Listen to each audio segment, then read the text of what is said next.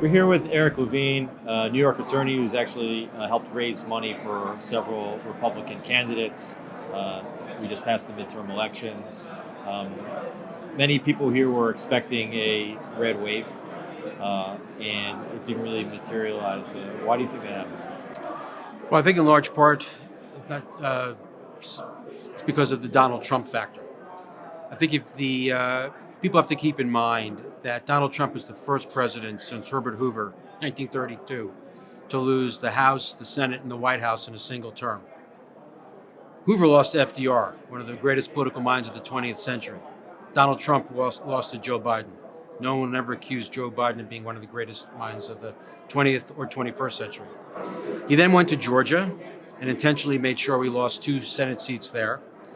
And because of that, the Democrats were able to have Leader Schumer and were able to implement their agenda. Had we won one or both of those Senate seats, the Biden agenda, the progressive agenda, would never have been able to get off the ground. The following year, Glenn Youngkin was successful in keeping Donald Trump out of Virginia, and he won. So I'm not sure what more we need to know. But now we look at 22. I guess the 2 best examples are Georgia and Arizona, both purple states. In Georgia, you had all the Republicans won. Kemp, Raffensperger, and the Attorney General candidate whose name escapes me for the moment, the Carr. Each of those men were vilified by Donald Trump because they showed fealty to the truth that Donald Trump had lost the election. And Donald Trump ran primary candidates against them, and Republican primary voters rewarded them for their service and their fealty to the truth and nominated them. And in the general election, the Georgia general electorate overwhelmingly voted for all the Republicans. All the Republicans won. The one Republican that didn't win on election day was Herschel Walker. Now he's in a runoff. He may still win, but he didn't win on election day. And these other Republicans won in landslides because Herschel Walker was seen as Donald Trump's guy. Hopefully he'll win on December 6th, but it's an open question whether we will. Now you go to Arizona. In Arizona, Kari Lake, Blake Masters, and every Republican that ran for statewide office lost because they were all, when they ran in their primaries, they were all election deniers. They all said that the election was stolen. And the Republican primary voter elected them because Donald Trump supported them. And then you get to the general election, and they all lost. And you see other examples of this. Baldock in New Hampshire, Mastriani, the Republican governor candidate in Pennsylvania, was eviscerated and brought down Oz. A 15-point deficit was just too much for Dr. Oz to make up. So I think the lesson we should learn is that Donald Trump keeps telling us we'd get tired of winning. Well, as a Republican fundraiser, I'm tired of losing. Donald Trump is a loser. And since I want to win and Donald Trump is a loser, we need to move on from Donald Trump. And I think that explains why we had a red ripple.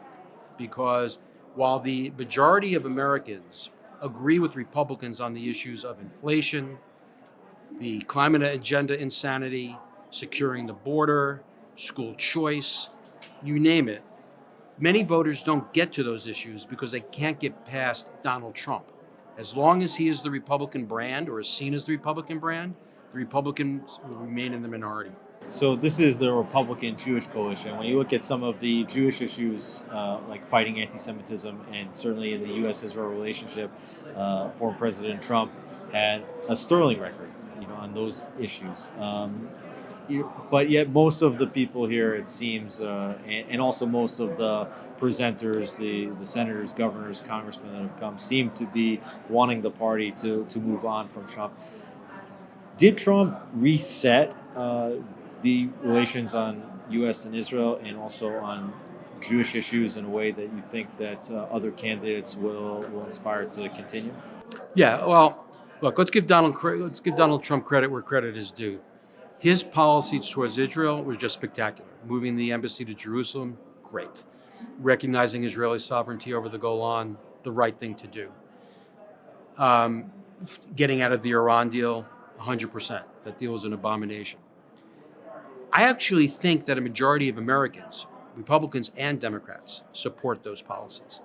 The exception, of course, is the progressive left, which unfortunately Joe Biden has completely capitulated to. It's the Bernie Sanders agenda. But again, the reason he capitulates to it is because he has majorities in the House and the Senate. Had we held that Senate, we wouldn't have had that issue. But to your question, has it reset? I'm not so much more that it's reset, but I think no Republican candidate will win in the primary that doesn't stand strongly with Israel.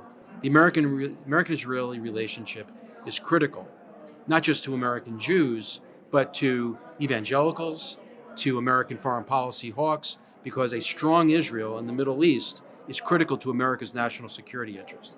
What a lot of Americans don't appreciate is that the stronger Israel is, the less likely we will ever have to send troops to the Middle East. Israel has never asked us to send any troops to the Middle East to defend them. We give them aid, we give them money, but it's not like NATO, where we have tens of thousands of American troops in Germany, or in Japan, or in South Korea. Israel stands alone. All they ask for us is for some money and political support. It saves American lives, and it's just good for Western civilization.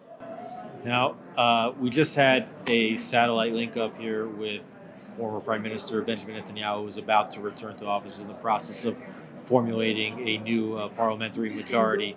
Netanyahu worked very well with former President Trump. He did not. The relationship was much stormier with former President Barack Obama, and also appears to be somewhat stormy, maybe not as stormy, with current President Joe Biden. Now, the Biden administration seems to be putting a lot of pressure on Netanyahu regarding various cabinet postings, different ministries, including public security ministry, which is likely to go toward right-wing Israeli firebrand Itamar Ben-Gvir, and also a potential appointment for Bezalel Smotrich as potential Minister of Defense. Do you think that the U.S. administration should be telling the Israeli government who should be in the cabinet and in what positions? Well, certainly we should not be. Israel's a democracy, as their 5 elections in 3 years have shown. The first thing Americans should appreciate is that it's in our national security interest that there be a stable Israeli government. Netanyahu won. He's going to have 64 seats. He just needed 61. And as the prime minister, it is his right as Israeli prime minister to nominate whoever and appoint whoever he thinks is best to advance Israel's interest. Now, having said that, the American-Israeli relationship isn't just critically important to the United States, it's critically important to Israel. So I think if it's done appropriately, quietly, behind closed doors, and not publicly, I think the Americans, we have earned the right to be able to tell the Israelis where we agree and disagree with them. There are legitimate concerns, I believe, about some of the members from the religious Zionist party. But we should also keep in mind that Bibi Netanyahu is the prime minister. He will set the agenda. These will be his policies.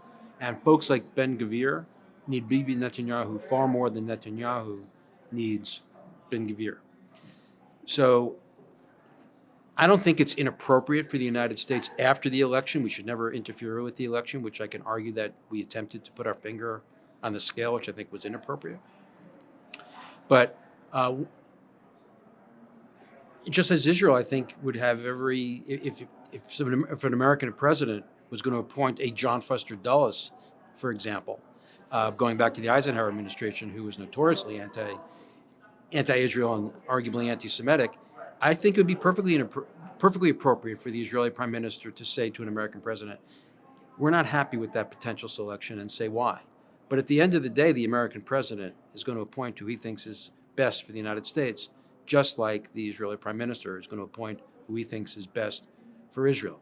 Bibi Netanyahu's first obligation is to the Israeli people, not to the American people. An American president's first obligation is to the American people, not the Israeli people. Are you concerned about American Jewish leaders who say that should Ben-Gvir or Smotrich get the positions that they're potentially in line for, that would make defense of Israel more difficult for them in the United States?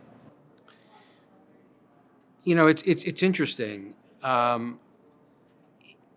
In the reform and conservative movements, we have been seeing an erosion for support of Israel over decades.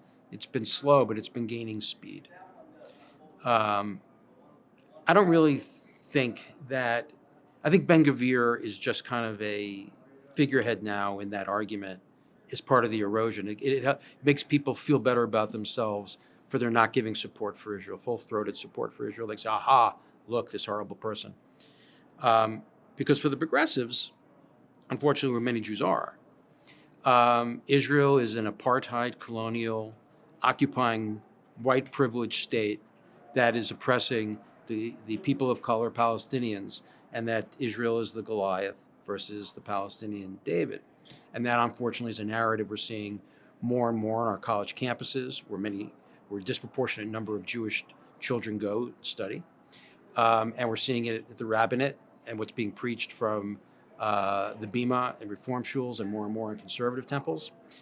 So I wouldn't really be all that concerned, because I think it would continue to move in this direction, and Ben Gvir is just a convenient excuse for explaining away the erosion. How did that narrative get perverted and flipped on its head?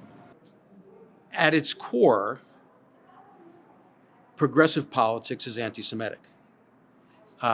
Diversity, equity, and inclusion at its core is anti-Semitic because it pits people and defines people by their race. Jews are considered whites.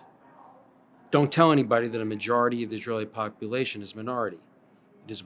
Israel is a majority minority community if you include the Jews from the Arab countries.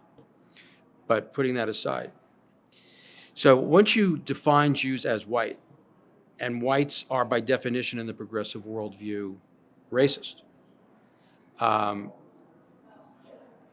Israel is white because it's Jewish, so it must be racist. And what progressives do is they divide by race and gender, and then they say, okay, the whites have been oppressors and the minorities have been the oppressed. We must take the side of the oppressors, and we must make those that have been the oppressors, we must punish them. Israel is viewed as an oppressor, a colonial occupying apartheid power in that paradigm. So the progressives turn it on its head. So in order to be not racist, we must be racist. We must be anti-Semitic. But it's really critically important for people to remember that Jews are not a race. Jews are a nation or a religion. And why does that matter? Because races are not entitled to their own country. Nations are. So by trying to portray Jews as a race and make this into a race issue, in essence, what the progressives are trying to say is that Israel is not entitled to its own state because Jews are a race. That's really what's at its core as to why that's why they put Israel in that camp. Well, how does that narrative get reversed back in line with reality of Israel, back into Israel's favor? Well, I think that narrative for the majority of the American community is rejected. What is unfortunate is that it disproportionately impacts the left wing of the Jewish community, the progressive wing of the Jewish community. Because if a rabbi takes the podium and the bima and preaches, you can be a good Jew by advancing progressive goals, by advancing progressive policies, then who needs Judaism, right? But I think the way it gets reversed for political leaders in the United States is for them to advance the American-Israeli relationship, not so much the Jewish vote. Because if you advance the American-Israeli relationship, you get the Jewish vote of those who prioritize that relationship, the evangelical vote, and American national security hawks. And I think that would encompass a majority of the American electorate. So if we focus on the American-Israeli relationship, I think that's good for the United States. I think it's good for Israel. I think it's good for American Jews as well. Eric Levine, thank you so much. Thank you.